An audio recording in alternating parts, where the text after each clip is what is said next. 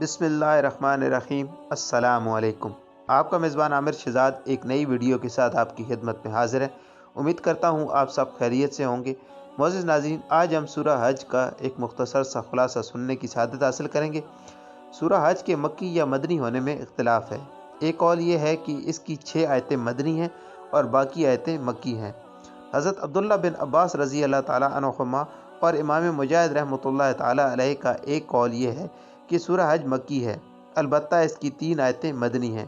جمہور کے نزدیک سورہ حج کی بعض آیتیں مکی ہیں اور بعض مدنی، اور یہ متعین نہیں ہے کہ کون سی آیتیں مکی ہیں اور کون سی آیتیں مدنی۔ اس صورت میں 10 رکوع اور 78 آیتیں ہیں۔ اس سورہ مبارکہ میں حج کے اعلان عام اور حج کے احکام کا ذکر ہے۔ اسی مناسبت کی وجہ سے اس سورت کو سورہ حج کے نام سے موسوم کیا گیا۔ اس سورت کا مرکزی مضمون یہ ہے کہ اس میں حج کی فرضیت، حج کے مناسک، جہاد کی مشروعیت، دین اسلام کی بنیادی عقائد کو دلائل کے ساتھ بیان کیا گیا ہے، اور اس سورت میں مزید یہ چیزیں بیان کی گئی ہیں۔ نمبر 1، اس سورت کی ابتدا میں لوگوں کو اللہ تعالیٰ سے ڈرنے کا حکم دیا گیا اور قیامت کے ہولناک مناظر بیان کیے گئے۔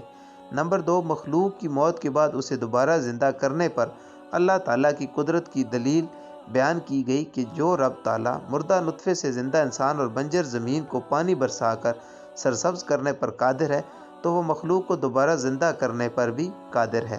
نمبر 3، دین اسلام کے بارے میں شک و تردد میں رہنے والوں کا حال بیان کیا گیا۔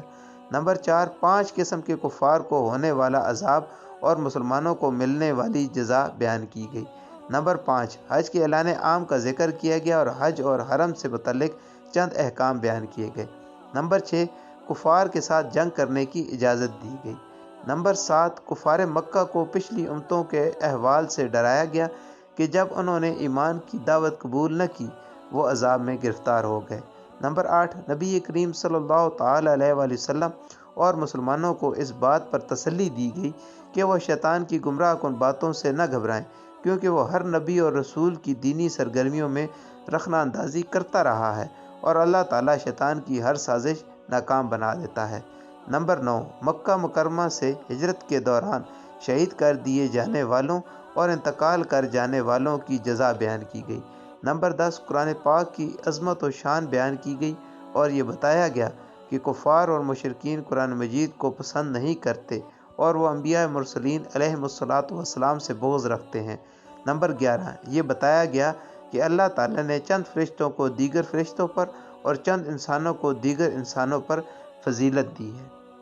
معزز ناظرین، سورہ حج کی اپنے سے ماقبل صورت سورہ انبیاء سے مناسبت یہ ہے کہ سورہ انبیاء میں بھی قیامت کی ہولناکیوں کا بیان تھا اور اس سورت کا آغاز بھی قیامت کی ہولناکیوں کے بیان سے ہو رہا ہے۔ نیز سورہ انبیاء میں اللہ تعالیٰ کے واحد و یکتا ہونے کا بیان تھا اور اس سورت میں بھی اللہ تعالیٰ کی وحدانیت کا ذکر ہے۔